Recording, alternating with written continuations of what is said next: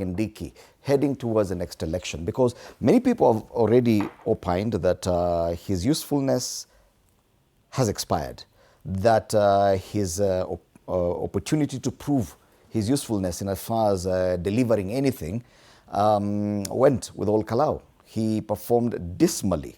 5,000 votes out of a possible 41,000.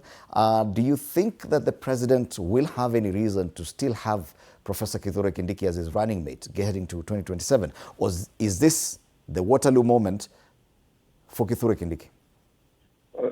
Thank you. And first and foremost, you need to know one thing, Edimole, that Professor Kindiki was not Ruto's running mate.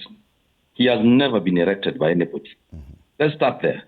You know, Professor was actually an appointment. He is an appointment, just the way the president appoints, the other part of his government. That is what happened. In Kenya, our constitution is very clear. When you are going into the ballot, you go into the ballot as a pair. That is, your deputy, the president and his deputy president. That's what happened. So the people of Mount Kenya did not in any way, give to this government the current deputy president. That's where the issue has been.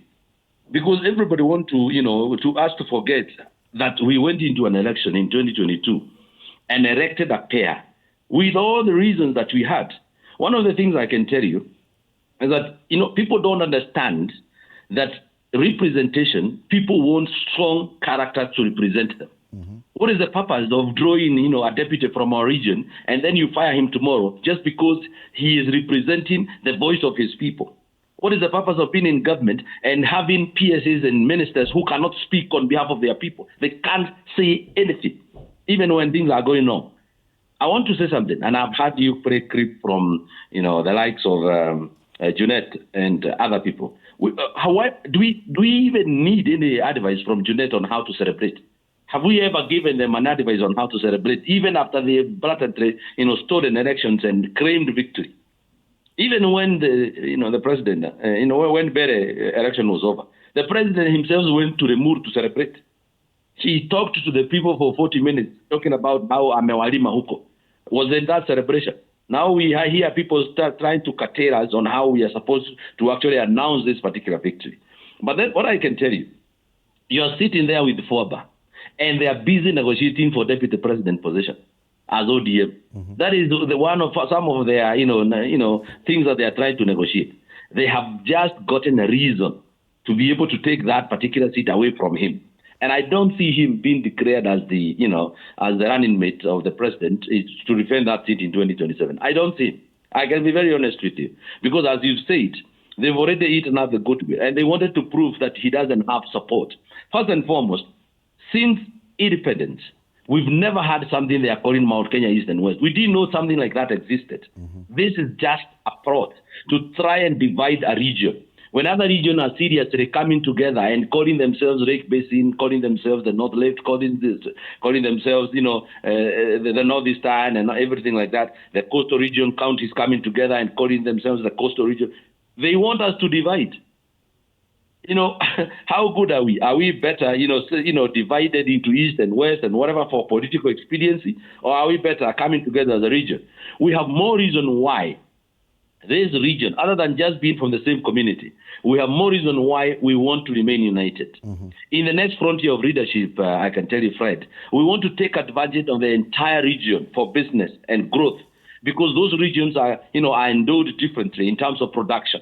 So and that's why you could see, from the proposal and the wish of the people, they had even asked the previous government to do something we were calling Mau Mau roads, because those Mau Mau roads were simply, linking in this region, so that what I'll call logistical, access of the region can be easy. Because, for example, I can tell you, Fred, if you want to go to Nyeri from Nyandarua, where I come from, you have to either go back to Nairobi, or you have to go back all the way to Laikipia and go back. 400 kilometers if you're coming from Kinangop.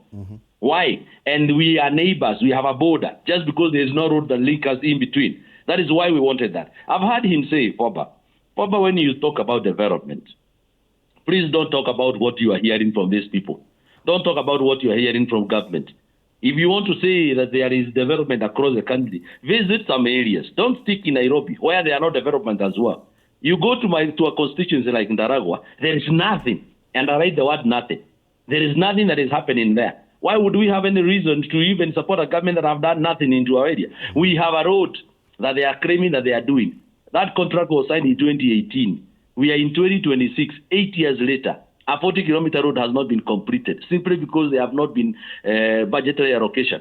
Why would we even trust a government that have taken 4 years to even do 2 kilometers of a road in an entire constituency?